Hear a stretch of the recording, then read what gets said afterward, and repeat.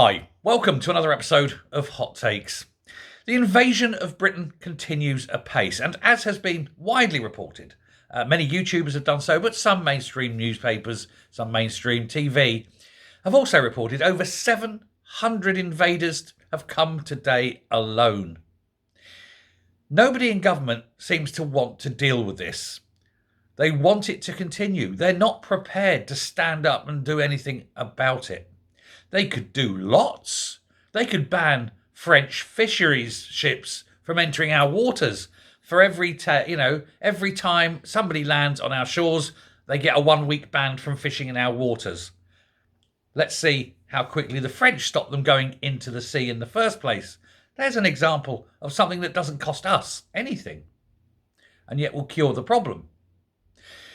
On top of that, of course, there is the real cost.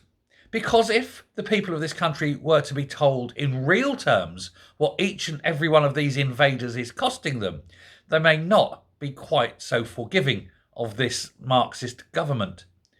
For example, for each person that arrives, the taxpayers of this country will have to pay somewhere in the region of £20,000 a year in cash, so that they've got a little bit of spending money and they can get their cheap cigarettes, because yes, their cigarettes are given to them at very, very cut price rates, way cheaper than you would pay.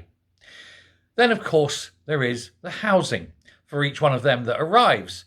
A homeless person in this country gets booted down the housing list. Brits cannot get houses, but illegal immigrants invading us do.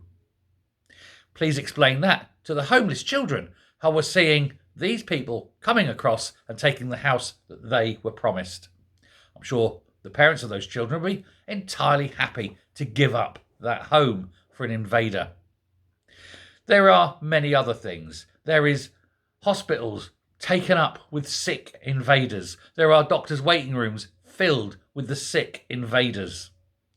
What we have is a government that is absolutely working its socks off to harm its own people. It refuses to deal with the problem. It refuses to even acknowledge the problem. And meanwhile, we get taxed more and more and more so that the invaders can be made to feel welcome. The fact is, they're all criminals. Every single one of them, by definition, is a criminal. And criminals should not benefit by way of getting free homes, free money, free medical care, free anything. But when you've got a government like this, that's never going to change.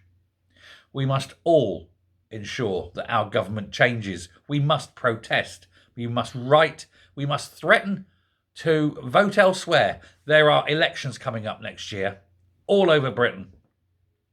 No one should ever vote for Labour. If you're voting for Labour, you're voting to keep these criminal invaders coming. You're voting for misery. You're voting for poverty. You're voting for children having their throats slit on the street. That's who's doing these crimes. And it's got to stop. Send the first message. Send the councils away. Every Labour councillor gone. And when they see that, they'll realise that the people of Britain are not happy and that the next election, Labour will be gone for good.